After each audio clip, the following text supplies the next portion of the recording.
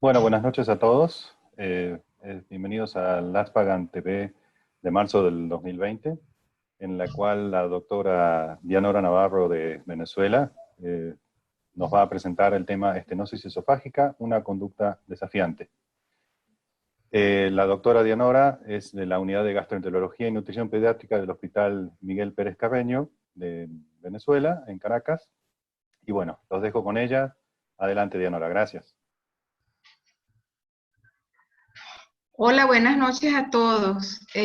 Muy contenta de estar aquí en TV Lámpaga y la invitación que me hiciera Reinaldo hace muchas semanas y bueno, hasta hoy que se concreta la, la conferencia que les voy a dar. Se van a tratar algunos aspectos. No me está corriendo. Pícale ahí de pasar como si fuera normalmente la... Bueno, eso es lo que estoy haciendo, pero ¿No quiere? no quiere Pica, correr, anoche corrió todo perfecto.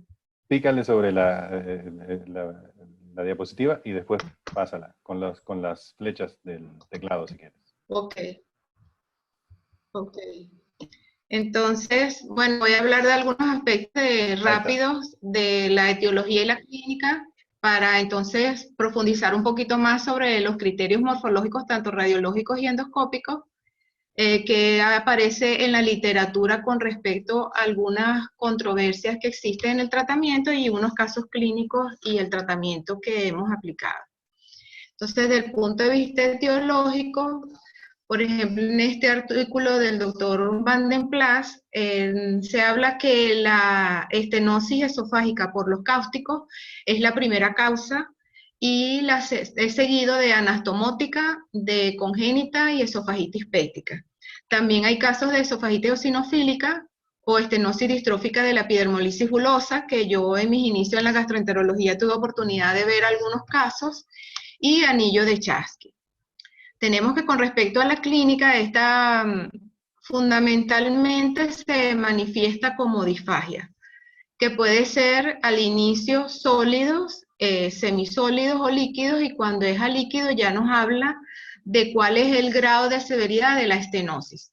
Sin embargo, los pacientes pudieran estar manifestando también rechazo a alimentos sólidos, tensión corporal en el momento de comer, porque a veces no saben manifestar lo que sienten.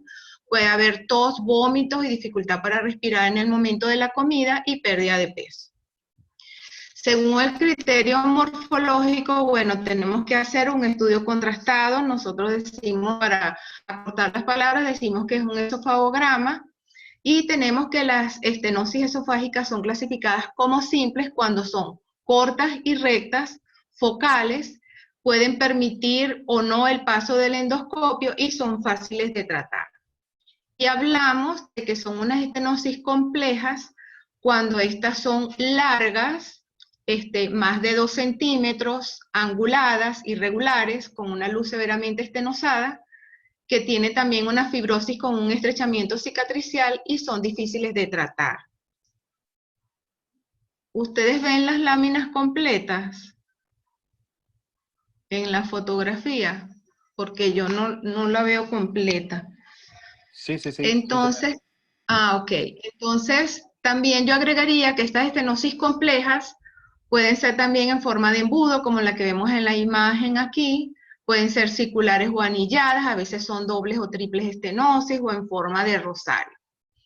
Desde el punto de vista de la endoscopia hay un criterio y se habla que la estenosis esofágica es una estenosis severa cuando es menor a 5 milímetros, a 7 milímetros en el niño y menor a 9 milímetros en el adulto. Más adelante me voy a referir a este concepto.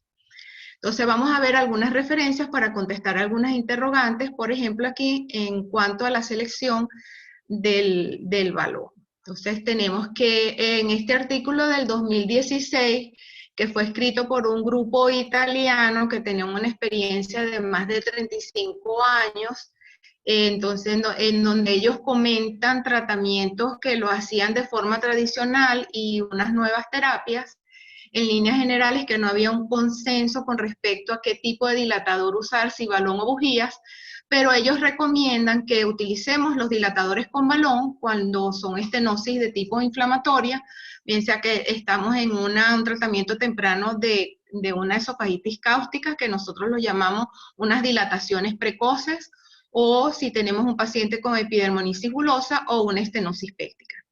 Y utilizaríamos las bujías de Savary cuando tenemos unas estenosis que son cicatrizales, están más consolidadas, como en los cáusticos, y en las estenosis esofágicas congénitas que tienen restos cartilaginosos.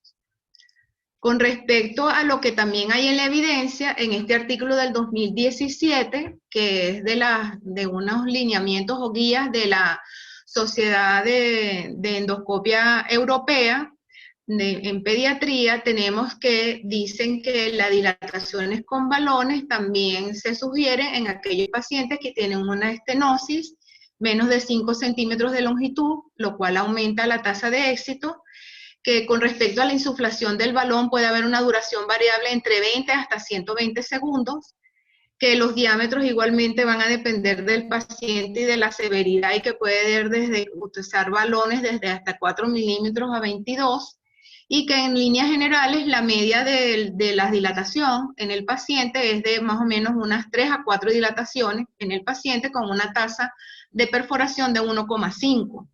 Y en el caso de la dilatación con las bujías, se dice que son más efectivas y más seguras cuando las estenosis son bastante largas, más de 5 centímetros, cuando son múltiples, cuando el diámetro a alcanzar es menor de 12 milímetros en aquellos niños que tienen menos de 5 años, o 15 milímetros para los niños mayores. Sin embargo, en este caso se requiere mayor número de sesiones de dilatación, y el porcentaje de perforación esofágica en estos casos es más bajo, de 0,9%. Entonces hay otras interrogantes también con respecto a la severidad de la estenosis y el criterio endoscópico. Entonces antes les había dicho que en los niños hablábamos de una estenosis severa cuando era menos de 7 milímetros. En este artículo que les traigo acá, que es del 2016, en donde se estaban atendiendo pacientes con esofagitis eosinofílica que habían hecho estenosis, ellos implementaron un criterio de estenosis que me pareció bastante importante y traérselos acá, en donde si permitía el paso del endoscopio de 9 milímetros, un endoscopio estándar, entonces la estenosis era de bajo grado. Si permitía el paso del endoscopio neonatal, que era de 5,9 milímetros, que era el que ellos tenían, entonces la estenosis era de tipo intermedio, pero si no permitía el paso del endoscopio neonatal, entonces era una estenosis de alto grado. Entonces, esos son conceptos importantes que a veces uno tiene que adaptarse según la edad del paciente. Entonces, tenemos acá que otra forma también para seleccionar el balón y tener otro criterio de la severidad sería lo que se ha denominado el diámetro del pulgar, que se dice que es similar al diámetro del esófago. Entonces existe la regla del pulgar. Entonces ese diámetro se calcula que tú le tomas la circunferencia del pulgar al niño, y luego esa cifra que te da en centímetros o milímetros la divide entre el número pi y te da el diámetro del pulgar.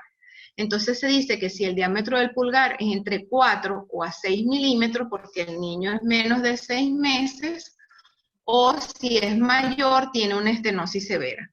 De 8 a 12 milímetros para los lactantes y preescolares, y entre 10 y 20 milímetros para los escolares y adolescentes. Y en relación a la insuflación del balón, ellos dicen de 2 a 3 minutos, y que poder ir incrementando de 2 milímetros en cada sesión si esta fue fácil de realizar y no hubo sangrado.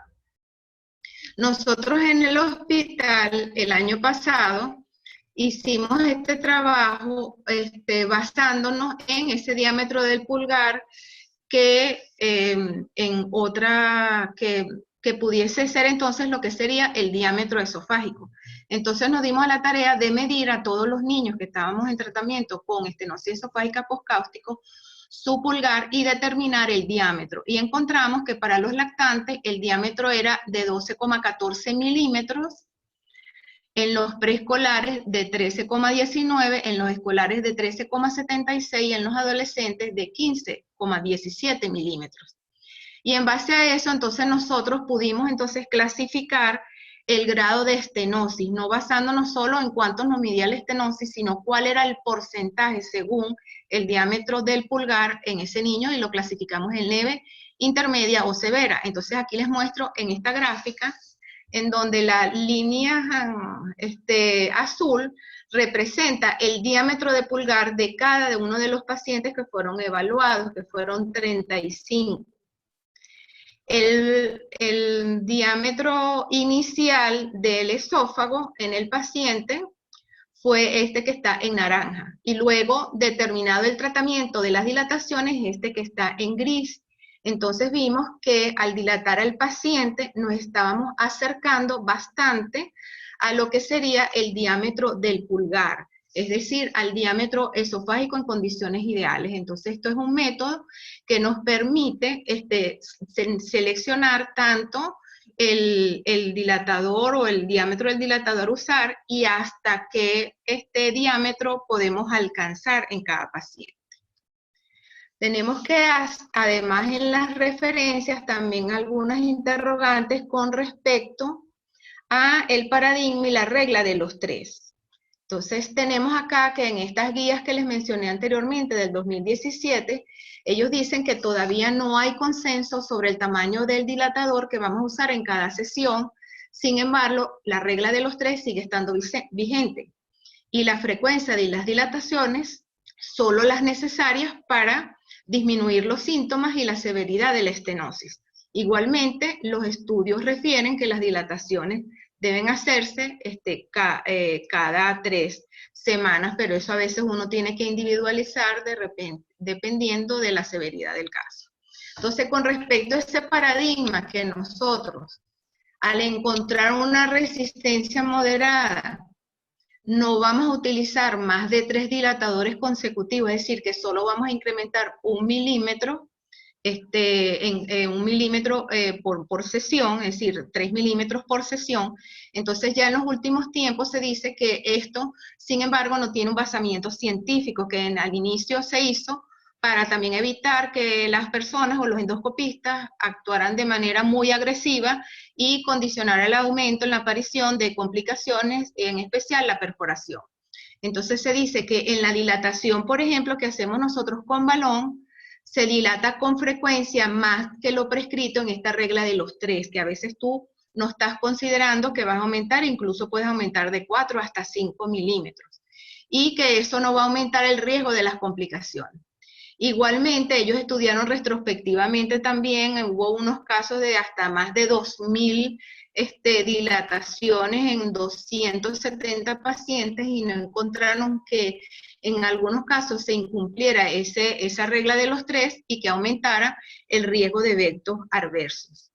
Entonces, con respecto a estos eventos adversos, aquí les traigo este trabajo que se hizo en el 2019, que hicieron una comparación de las dilataciones con balón o bujía, y encontraron que, si bien es cierto, en los pacientes que habían sido, que es la oscura, la negra, que habían sido dilatados con bujía, tenían más dolor torácico. Sin embargo, en relación a todos los efectos adversos como vómito, fiebre, sangrado, dificultad respiratoria o perforación, no hubo diferencia estadística significativa. Además, ellos también evaluaron ese evento, si era severo, a través de varios parámetros. Entonces, por ejemplo, aquí en el otro gráfico, en el gráfico B, el 1 era si resolvían el efecto adverso después de la dilatación en el paciente de vía telefónica. En el 2, si el paciente acudió a emergencia, pero luego volvió a casa. En el 3, si el paciente acudió al hospital, hubo que ingresarse, hubo que hacerle una endoscopia o transfundirlo. Y en el 4, si el paciente ingresaba a UCI o había porque hicieron una perforación. Y tampoco encontraron que había diferencias significativas en cuanto a la presencia de este parámetro que ellos implementaron, diciendo entonces que había un cierto grado de seguridad con el uso tanto de las bujías como las dilataciones con balón. Entonces ahora vamos a ver algunos casos clínicos. Tenemos este caso de una estenosis esofágica congénita, que es casi entre tercio medio superior, que es bastante puntual, que aquí la paciente incluso había restos de alimento cuando se le hizo la endoscopia, y en ella se hizo una dilatación que se hizo con bujías. Aquí vemos el control fluoroscópico y hay otros casos, no es el de esta paciente, que pudiera ser una opción el tratamiento con dilatación con balón.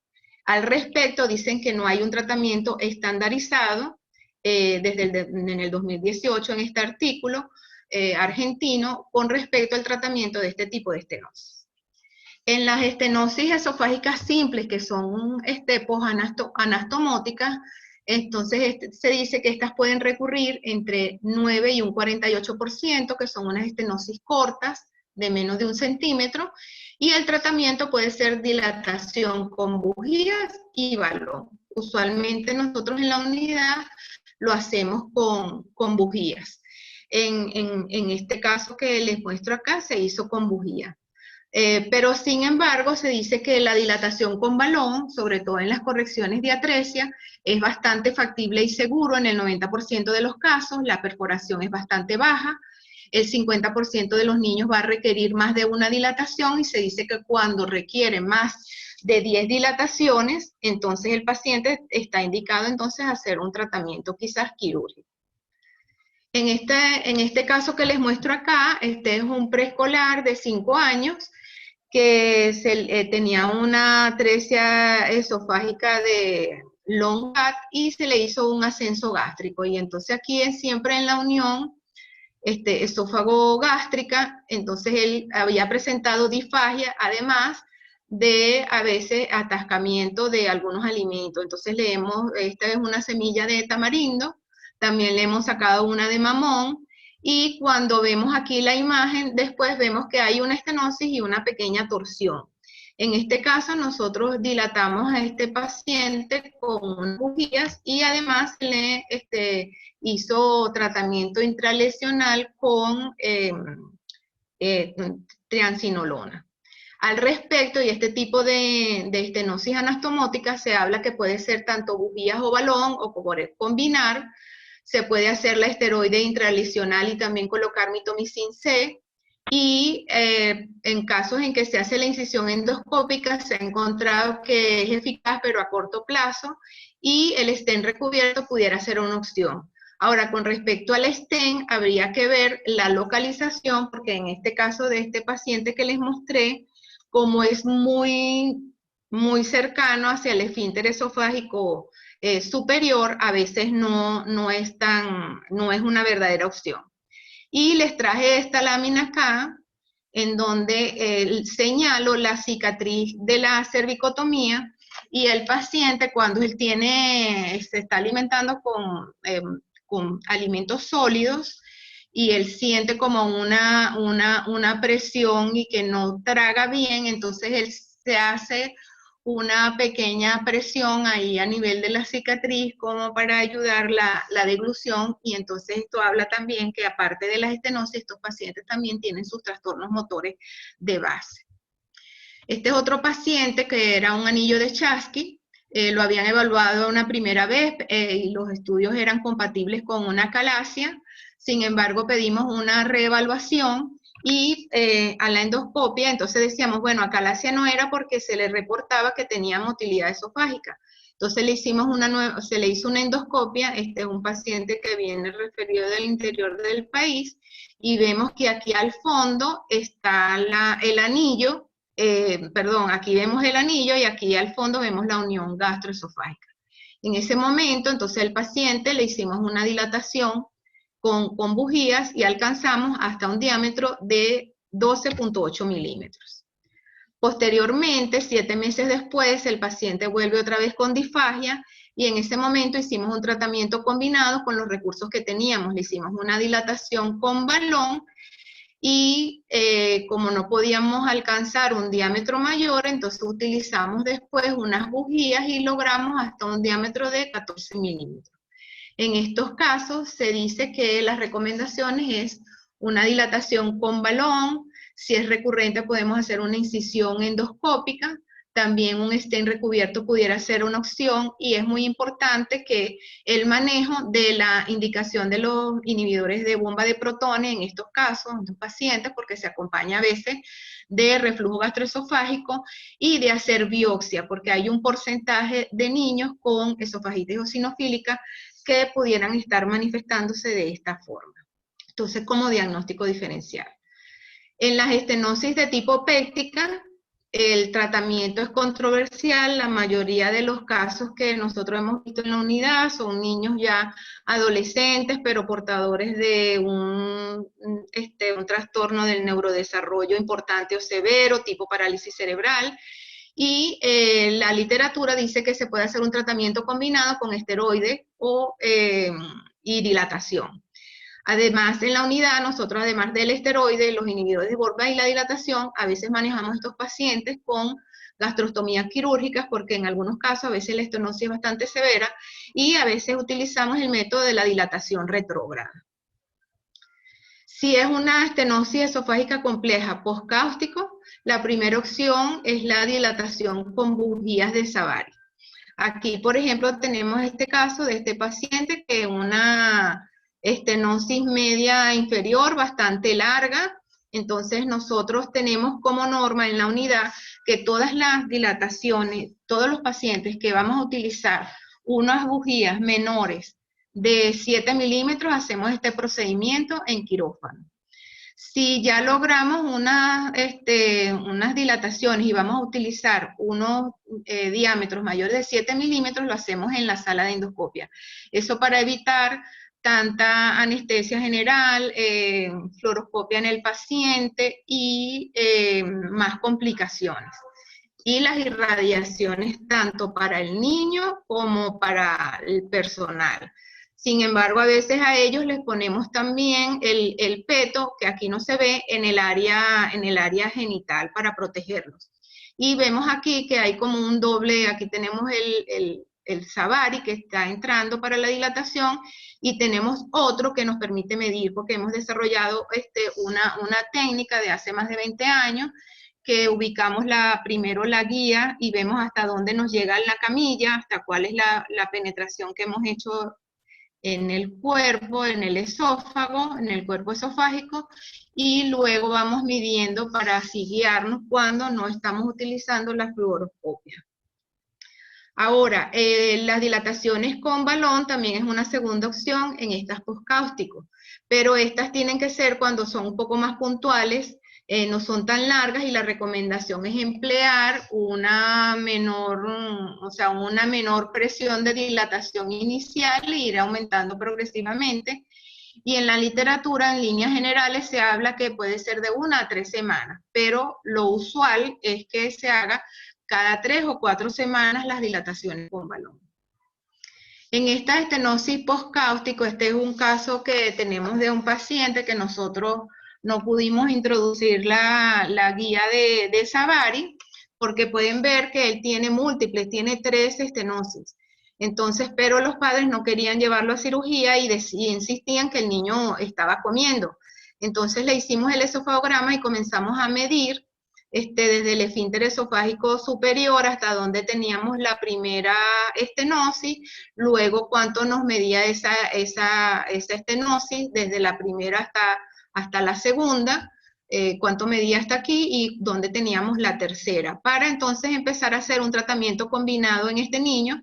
Al inicio utilizamos unas bujías de mercurio, luego que pudimos obtener una abertura, entonces utilizamos la dilatación con balón, sabíamos bien hasta dónde íbamos a introducir el balón y progresivamente fuimos trabajando desde la parte proximal a distal hasta resolver este caso. Entonces podemos hacer tratamientos combinados. Este otro caso es una adolescente con intento de autólisis que fue atendida en otro centro, y ahí durante los procesos de dilatación precoz hubo una perforación. Entonces ella luego no las mandaron para cuando tenía ya 2 meses de aquel proceso y tenía una estenosis bastante importante y larga. Esta misma fotografía, aquí un poco más ampliada, vemos aquí que había como una pequeña muesca, pero que pensamos que había quedado residual de la perforación que ella había tenido, porque no hubo extravasación del medio de contraste más allá. Al hacer la endoscopia encontramos 2 orificios, pensamos que el primer orificio se relacionaba con esto y el segundo orificio, que era el más grande, era donde era la luz esofágica.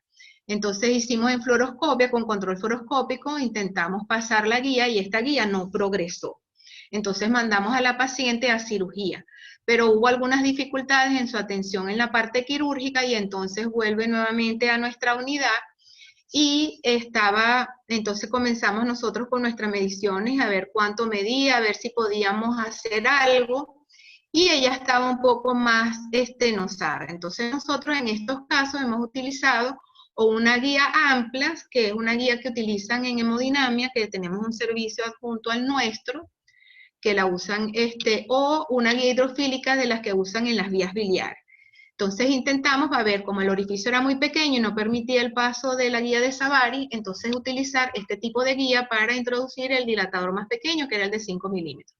Sin embargo, no nos progresaba y entonces comenzamos, a mí se me ocurrió que si modificamos la posición de la paciente y la pusimos en decúbito prono, o sea, boca arriba, lateral izquierdo, y logramos pasar la guía, en este caso fue la hidrofílica que se usó en ella, y pudimos comenzar a dilatar y luego pudimos pasar la guía de Savary y se dilató en ese momento desde 5 hasta 8 milímetros, y luego ella a este momento está por 12.8. Y este es otro caso también que desconocíamos cuál fue el cáustico. Es un niño hijo de un minero que venía del Amazonas, pensamos que era un ácido de esos de limpiar o de que trabajan con el oro. También no permitía el paso de la guía, le pasamos la guía de hidrofílica. Aquí veíamos que no pasaba y lo tenemos aquí, podemos ver que estaba boca arriba y logramos pasar la guía, porque a veces el orificio estenótico no está completamente excéntrico y quizás en esa posición que teníamos el paciente no los permitió. Entonces, esto es una técnica que hemos utilizado para lograr atender estos pacientes.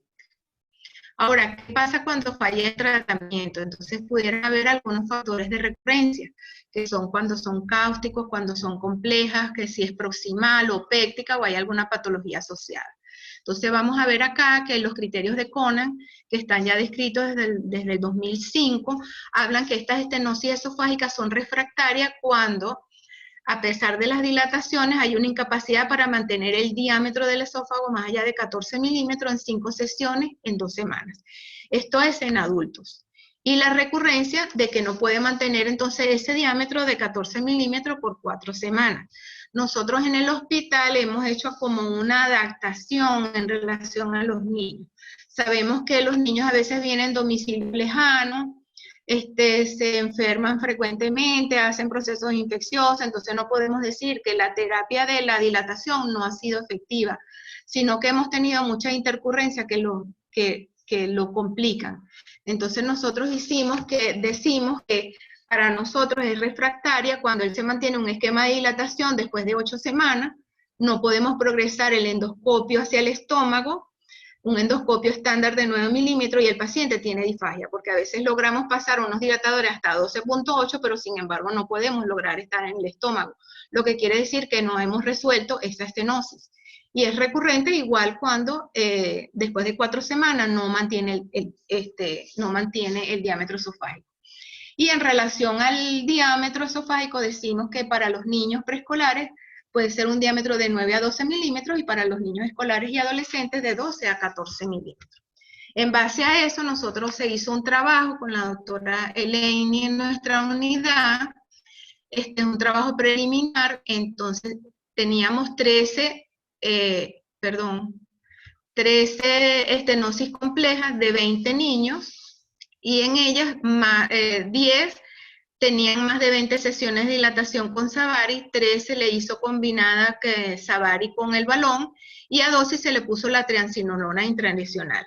Y con la descripción que le hice anteriormente para nosotros, entonces, tenían 3 pacientes eran una estenosis esofágica refractaria, 8 era una respuesta parcial al tratamiento, es decir, que hacían recurrencia, y la resolución de la estenosis con éxito fue en 9 de 20. Entonces hay otras opciones terapéuticas que ahorita voy a mencionar algunas de ellas, que ya las he venido manejando con anterioridad, como la inyección intralesional, el uso tópico de mitomicin, la estenosis esofágica, el stent dinámico que se ha estado hablando en los últimos tiempos, procedimientos de dilataciones anterógradas o retrógradas, y la terapia de incisión. Entonces hicimos este trabajo que no está publicado, también en la unidad, en donde utilizamos el índice de dilatación esofágica, pretratamiento y post-tratamiento, por ejemplo, en 11 de 15 pacientes que utilizamos la triamcinolona y el índice de dilatación bajó con una diferencia significativa. Cuando utilizamos la triamcinolona y la mitomicin C, también el índice de dilatación pretratamiento y post-tratamiento también mejoró con una diferencia significativa. Hubo un paciente que solo fue tratado con mitomicin C, pero en ese mismo paciente hubo una diferencia de un índice de dilatación de 5,5 pre y A2 post tratamiento. Y en 2 pacientes se hicieron dilatación con balón y 7 no ameritaron nuevas dilataciones. Entonces, hemos tenido casos como este que vemos acá, que tenía el paciente 3 estenosis, y entonces hicimos un tratamiento combinado con balón en el tercio superior, hicimos también tratamiento de intralesional con triamcinolona y también tratamos con bujía, resolviéndose el caso. Y este otro paciente que también es muy aleccionador, que, bueno, prácticamente todo el esófago, los padres no querían cirugía, y en el transcurso del tiempo, bueno, dilatación con Savary, con balón, el uso de triamcinolona, mitomicin C, y todavía estábamos como en el tercio inferior un poco estancados. En este paciente se hicieron 3 sesiones con plasma rico en plaqueta, se hizo dilatación con balón, una estructuroplastia, y se le colocó un stent biliar. Y se fue resolviendo algo, y todavía nos queda el tercio inferior. Como habíamos indicado muchos tratamientos en este niño, se le hizo una biopsia esofágica que reportó esofagitis leve inespecífica. Entonces también es importante en estos pacientes que se están utilizando algunas terapias, hacer el seguimiento, que se habla en la literatura, que después de 6 meses de estar en periodo de dilatación, hacer las biopsias correspondientes, porque se ha registrado algún porcentaje de displasia en algunos niños. Este es un protocolo, ya estoy terminando, de la doctora Juanita Cortés, de aquí del estado Aragua, que ella está haciendo unas terapias con, tratando estos anillos esofágicos con plasma rico en plaqueta, ozonizado, o solo las inyecciones de ozono. Ella dice que con ozono le ha ido mucho mejor. Entonces tenemos que en la literatura podemos encontrar desde el punto de vista experimental que se ha utilizado el plasma rico en plaqueta porque tiene un efecto positivo sobre el estrés oxidativo, la cicatrización de la mucosa y la disminución del desarrollo de la estenosis. Tenemos aquí una experiencia en el Hospital de Niños en donde han estado utilizando el plasma rico en plaqueta con éxito en los primeros niños, los primeros 6 niños que se le ha utilizado, disminuyendo el tiempo de las dilataciones o simplemente ya no requieren más dilataciones, pero todavía se sigue implementando y hay algunos niños en donde ha fallado. Tenemos que las complicaciones en estos casos, bueno, tenemos aquí un paciente que después que nos hizo una esofagitis por cándida, entonces presentó un papiloma. Podemos tener pseudodivertículos, atascamiento de los alimentos, las candidiasis, otra vez unos divertículos. Aquí tenemos uno que parecía hasta un divertículo de Schengen, e incluso en este caso que está aquí atrás, que yo no lo veo, pero se nos regresaba hasta la guía porque tienen esófago corto. Entonces estos pacientes además tienen trastornos de motilidad, exposición repetida a radiación, a sedación y esteroides, pueden tener desnutrición e infecciones respiratorias. Todos estos elementos que son importantes a considerar, puesto que influyen sobre la calidad de vida del paciente. Entonces, para otro punto para finalizar, entonces tenemos que también se ha utilizado la incisión endoscópica, que se llama así como una diatermia porque utilizan una terapia con electrocoagulación y coagulación y corte, y que está indicada en anillo de Chasky o postquirúrgica, es eficaz cuando es muy corta la estenosis, y como complicación más importante es el dolor y mayor estancia hospitalaria en el paciente. Y en el congreso pasado se estuvo hablando mucho del stent dinámico personalizado, que permite, además de dilatar al paciente, que éste pueda comer. Nosotros todavía no tenemos esa experiencia. Al inicio se estaban haciendo unos de confección artesanal, ya se empezó a comercializar, y esperemos que esto sea una solución efectiva para muchos de nuestros pacientes. Entonces, en resumen, tenemos que el tratamiento de la dilatación esofágica realmente es toda una experiencia desafiante. Puede ser solo o combinado. Esteroide intralesional lo podemos utilizar en péptica, en los cáusticos y en las estenosias anastomóticas. La incisión endoscópica en el anillo de Chasky, en la anastomótica y en las cáusticas refractarias. La mitomicin C en las cáusticas refractarias, y el stent tendríamos que individualizar, tendría que ser completamente cubierto o biodegradable, o el stent dinámico que se está utilizando. Entonces, esta foto para ilustrar todos los miembros que trabajamos en la unidad, Mujeres al Poder en este momento, y nuestros pacientes, que a ellos les encantaba que nosotros les tomáramos fotos y se las mandáramos entonces por WhatsApp. Muchas gracias.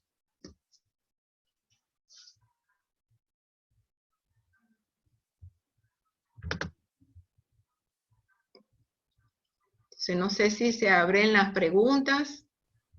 Gracias, Dianora.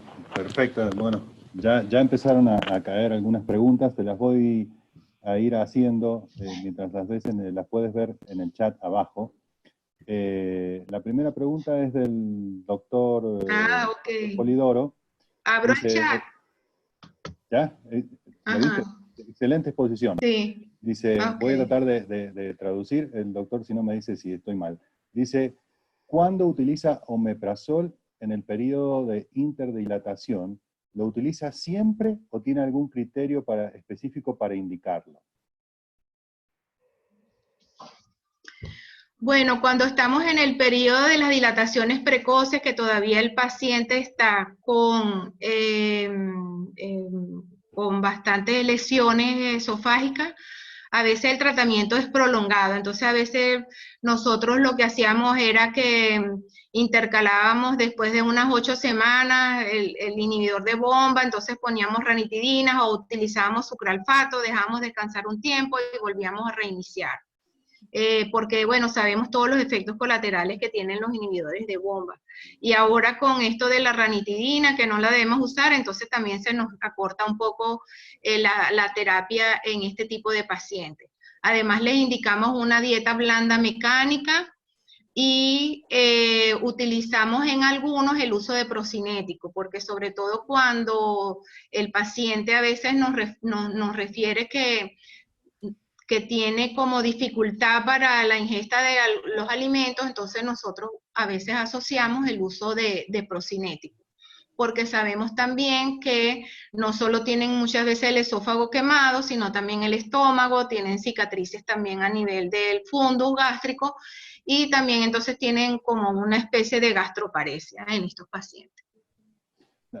También pregunta, dice, si durante la endoscopía en la que se está haciendo la dilatación se encuentra esofagitis por cándida, entonces se contraindica la dilatación y se regresa a hacerla luego del tratamiento antifúngico o se sigue. Bueno, si el paciente hacemos la endoscopia, bueno, si nosotros hacemos la endoscopia y consideramos que el paciente tiene una esofagitis por cándida, realmente suspendemos el procedimiento e iniciamos el uso del fluconazol. En un momento tuvimos en la unidad teníamos los portaobjetos y hacíamos con solución de KOH, a ver si realmente veíamos ITFA o tomábamos una muestra, pero ya a veces uno clínicamente sabe, porque son pacientes que se infectan con frecuencia, y le ponemos su tratamiento, y luego el paciente viene a la semana a reevaluarse o a los 10 días para iniciar nuevamente el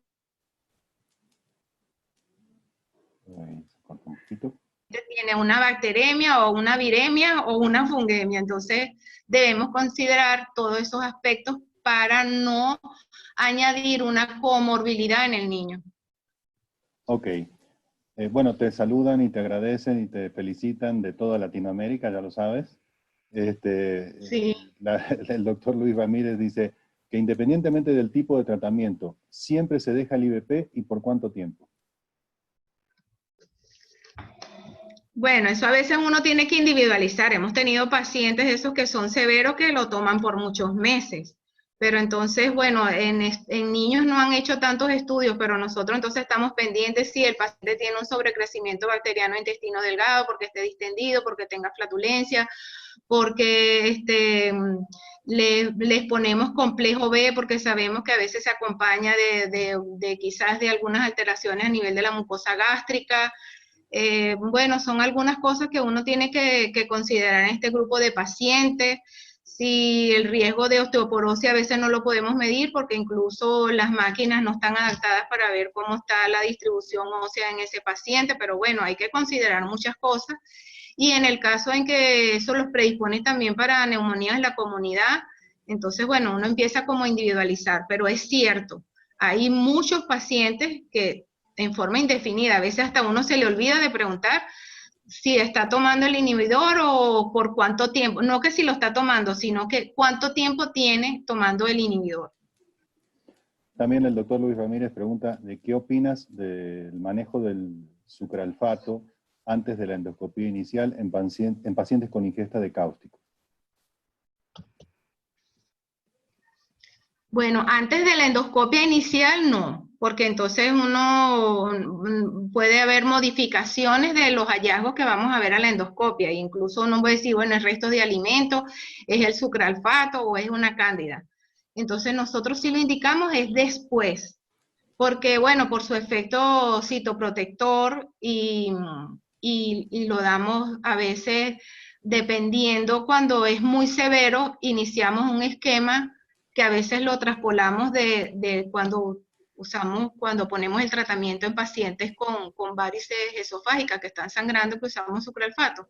Entonces nosotros hacemos un esquema, por ejemplo, durante los 2 primeros días lo indicamos en forma más frecuente, cada 4 horas, y después de las 48 horas, sí, antes de las comidas 3 veces al día, pero nada más por una semana, no por mucho tiempo.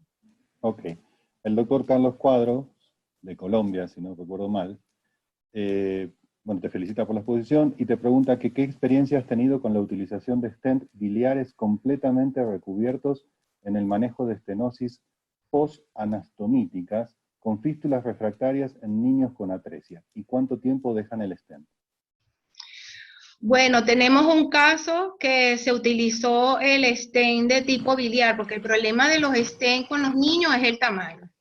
Entonces utilizamos los de tipo biliar, hay en otros sitios que han utilizado hasta los traqueales o los que se utilizan en la parte de vascular o endovascular, pero nosotros hemos usado biliar.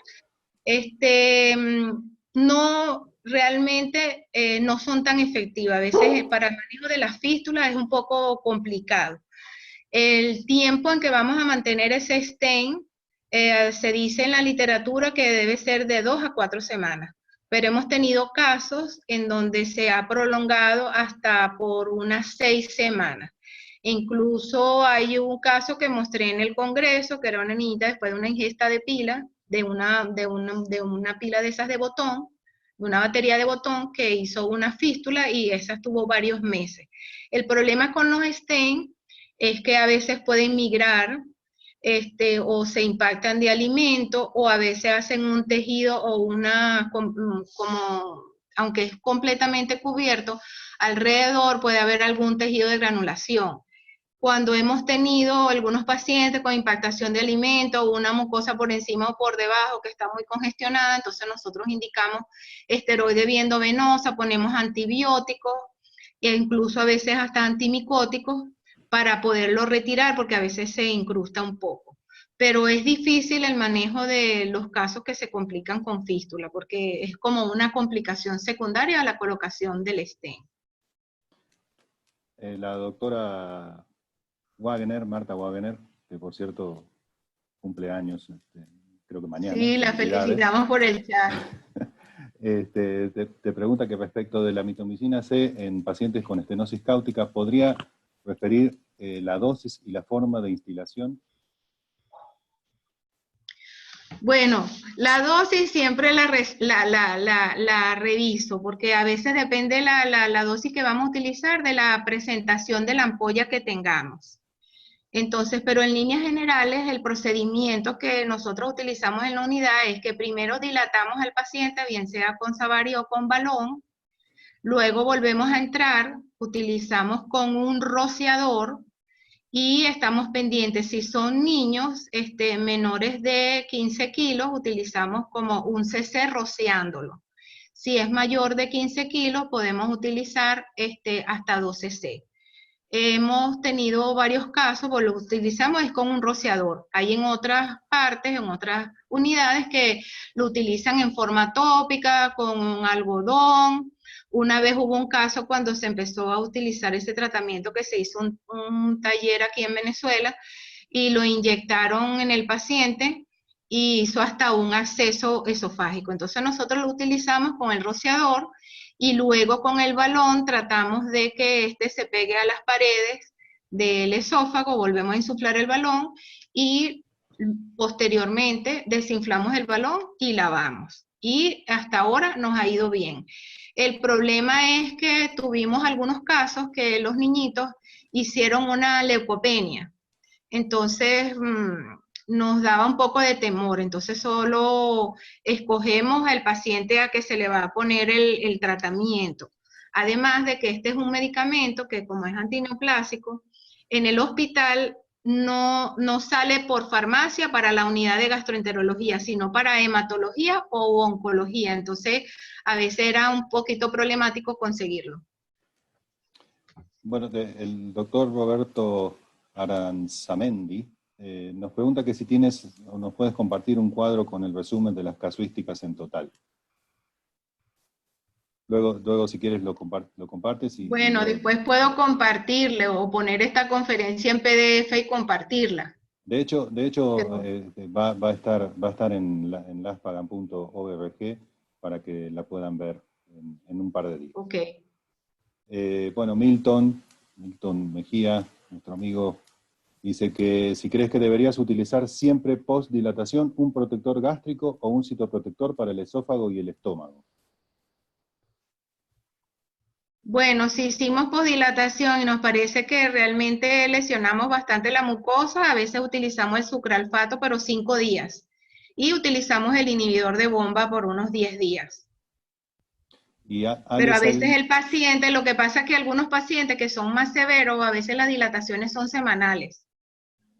Antes, cuando yo empecé hace como 15 años, éramos como un poco más agresivos y entonces dilatábamos al paciente en las precoces casi 2 o 3 veces a la semana. Ahora lo hacemos semanal o cada 10 días, porque también son pacientes que son de domicilio lejano. Aquí hay una situación económica en el país, dificultades en el transporte.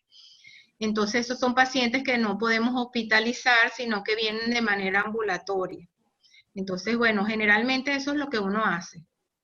Bueno, justamente ahora Alex Avillón te pregunta qué cuidados debe tener el paciente post-dilatación y si necesita quedarse hospitalizado o tener alguna dieta en particular. No, nosotros no lo dejamos hospitalizado. El paciente lo hacemos bajo una sedación, luego se hace la reversión, se le pone hidratación, se le prueba la vía oral. Si vomita, utilizamos algún antiemético, vía endovenosa. A veces también ponemos un esteroide vía endovenosa en el paciente cuando pensamos que había bastante severidad con con la estenosis, y va a casa con una dieta blanda mecánica. Al inicio es líquido y después es tipo puré, colados, licuados.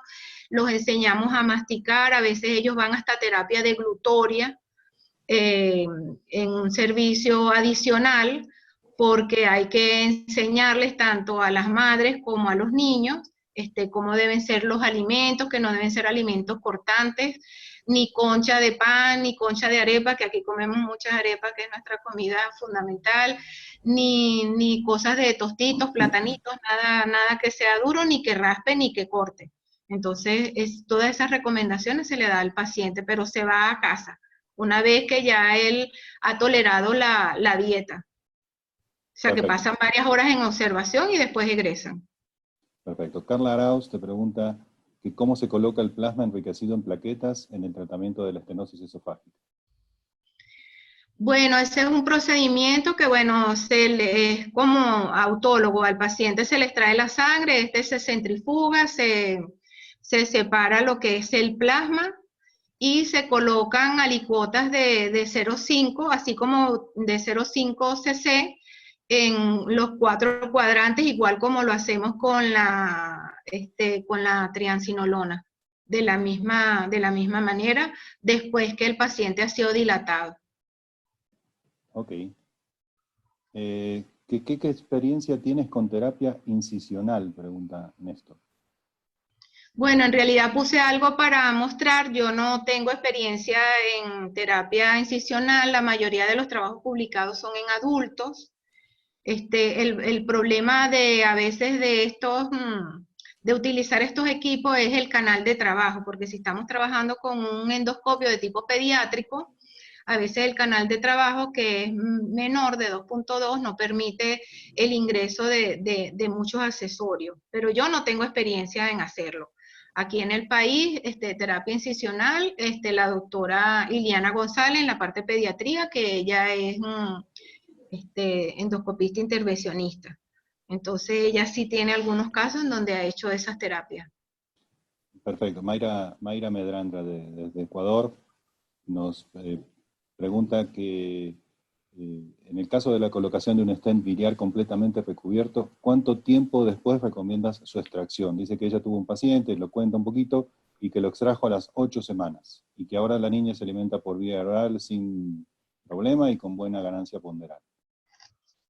Sí, bueno, el tiempo es variable y el tiempo va a depender de la severidad que tenía el paciente y cómo vaya, si ha presentado o no complicaciones. Porque, por ejemplo, si el paciente usted le coloca un stent y el paciente tiene dolor y no lo puede manejar con el ketoprofeno o con algún otro analgésico vía endovenosa, entonces usted tiene que retirarlo. Si el paciente tiene un sangrado importante o una dificultad respiratoria, hay que retirarlo. Ahora, si el paciente lo tolera bien, entonces uno lo puede dejar por mucho más tiempo, que no haya migrado, que no se haya impactado los alimentos. Hay quienes a veces utilizan, por ejemplo, aquí tenemos un paciente que fue manejado, que se le hizo el cambio del stent en varias oportunidades, como unas cada 6 o cada 8 semanas, pero eso va a depender de la posibilidad y el recurso que tiene el paciente para adquirir el stent y que se le pueda hacer el procedimiento. Muy bien, la doctora Celina Guzmán de Costa Rica felicita y te pregunta si han utilizado gastrostomía quirúrgica para mejorar el estado nutricional y lo cual lo puede proteger de infecciones. Hola Celina compartí mucho ahorita cuando estuvimos en el congreso allá en Río, fue nuestra adoptada de las venezolanas. Sí, nosotros estamos en muchos pacientes la gastrostomía quirúrgica, porque, bueno, son pacientes que el estado nutricional a veces se ve bastante afectado y tienen esa gastrostomía por muchos meses hasta que podamos resolver el problema del esófago. Entonces, bueno, ellos comen lo que puedan vía oral, pero se complementa la dieta a través de la gastrostomía. Muy bien. El doctor Rafael Milanés, si no recuerdo mal, es de Colombia, nos pregunta que qué tipo de esteroides recomiendas y qué dosis. Bueno, los esteroides, no sé si se refiere a los esteroides vía endovenosa. Dice, en Este, ingesta postcáutico, ¿qué tipo de esteroides recomiendas? bueno, si está poscáustico, nosotros podemos utilizar generalmente el que es más efectivo, a veces dicen en algunas literaturas que pudiera ser la dexametasona, pero podemos utilizar el, el- la metilprednisolona. Eso va a depender del recurso que el doctor tenga disponible. Y nosotros utilizamos la dosis ponderal y cada 8 o cada 12 horas, durante los postcáusticos, ¿no? Durante los primeros 5 días y después le damos una dosis diaria hasta por 10 días. Vamos a ir viendo porque generalmente cuando vienen postcáusticos, nosotros lo evaluamos generalmente a los 5 días después de la ingesta del cáustico o a la semana. Entonces ahí vamos ajustando. En algunos pacientes que si es una estenosis esofágica, postcáustico, después que los dilatamos, a veces indicamos una dosis de esteroide o el paciente va con la metilprednisolona bioral en un ciclo de 5 días a la casa. Muy bien. Gaby Mesere, de Argentina, te pregunta qué posibilidad hay de realizar un estudio multicéntrico. Yo lo que le respondería es que se una a alguno de los working groups, ¿verdad? Y ahí pueden Sí. ponerse de acuerdo. Sería lo más fácil. Bueno, puede hablar con la doctora Claudia, que es la coordinadora del Working Group de endoscopia, en la cual también pertenezco como miembro, y podemos planificar algún trabajo multicéntrico. Escríbeme, Gaby, y yo te paso el contacto. Bueno, también preguntan, hay muchas preguntas, si usa profilaxis antibióticas en las dilataciones esofágicas. No, no, no siempre, porque a veces el procedimiento, como se cumplieron todas las normas, se hace de la manera más estéril, o sea, cumpliendo todas las normas de seguridad y de prevención. No indicamos en el paciente antibiótico para la casa, porque si viene una vez a la semana, entonces todas las semanas va a estar tomando antibiótico. Entonces, si no lo requiere, no. Muy bien. Ya estamos terminando. Dice, doctora, si alguna vez tuvo una complicación por sangrado. Dice el doctor Jorge Villarreal que él tuvo 2 y que solamente requirió lavado con solución fisiológica. Bueno, dice profilaxis de antibióticos. Recordé que había unos pacientes que teníamos que eran cardiópatas y si en esos casos sí hacíamos una profilaxis antibiótico. Y también indicamos antibióticos cuando hacemos el procedimiento en quirófano. Entonces el paciente si va a quirófano se queda hospitalizado 24 horas. Entonces a veces hacemos profilaxis de antibiótico porque fue un paciente que fue intubado, hay mayor manipulación, está en una estancia hospitalaria y se va cumpliendo tratamiento después a las 24 horas con tratamiento bioral. Y con respecto al sangrado, sí, hemos tenido 2 casos, pero ha sido algo autolimitado. Primero verificamos que no hayamos perforado al paciente con la dilatación, hacemos la ocultación, a veces es realmente secundario después que los dilatamos hacen realmente una hematemesis, que vomitan, pero si lo hace 1 o 2 veces no nos volvemos a meter. Si eso persiste, entonces el paciente es ingresado y lo revisamos y vemos si realmente tiene ahí un coágulo, porque a veces uno si se pone a lavar mucho y ya hizo una coagulación, entonces puede desprender el coágulo, entonces complicamos el caso. Pero no hemos tenido ninguna emergencia que haya meritado que además hagamos alguna transfusión o algo por el estilo. Y por último, Milton, nuestro Milton de Nicaragua, nos pregunta que hasta qué momento decide enviar al paciente para sustitución esofágica con tubo gástrico u otro tipo. Bueno, esa es una pregunta un poquito difícil porque a veces nosotros también cuando tenemos esos casos difíciles, el paciente que decimos, bueno, le pusimos, los cirujanos no quieren que hagamos gastrostomía, porque si después ellos deciden hacer un ascenso gástrico, entonces el paciente tenía una gastrostomía. Entonces, en realidad, nosotros tratamos de preservar ese esófago el mayor tiempo posible. En mi experiencia trabajando en el hospital de más de 15 años, realmente son 3 pacientes los que se han enviado a cirugía porque no pudimos dilatar, no pudimos pasar la guía, no hubo manera. Entonces es un paciente que va a cirugía. Y usualmente este paciente ya tenía la gastrostomía, entonces a veces los cirujanos se les complica un poco, pero uno decide si realmente no podemos hacer ningún tratamiento realmente de dilatación y tenemos dilatando hasta por 2 años, pero se eran espaciadas las dilataciones, no eran tan seguidas, utilizamos diferentes métodos hasta que realmente hemos resuelto el caso. Pues muy bien, pues así finalizamos. Te digo que hemos roto todos los récords de audiencia, hemos tenido de promedio 97, 98, llegamos a tener 100 en un momento. Pues te felicitamos, Dianora, pues excelente exposición, y los invitamos a todos al próximo LASPAGAN TV, que va a ser seguramente en el mes de abril. Y bueno, si seguimos con las contingencias, seguramente vamos a hacer algunos más, Sí, probablemente. para poder divertirnos un poquito con el LASPAGAN TV y vernos y estar juntos. Y Bueno, echarnos muchas porras y gracias a hacernos fuerza. todos.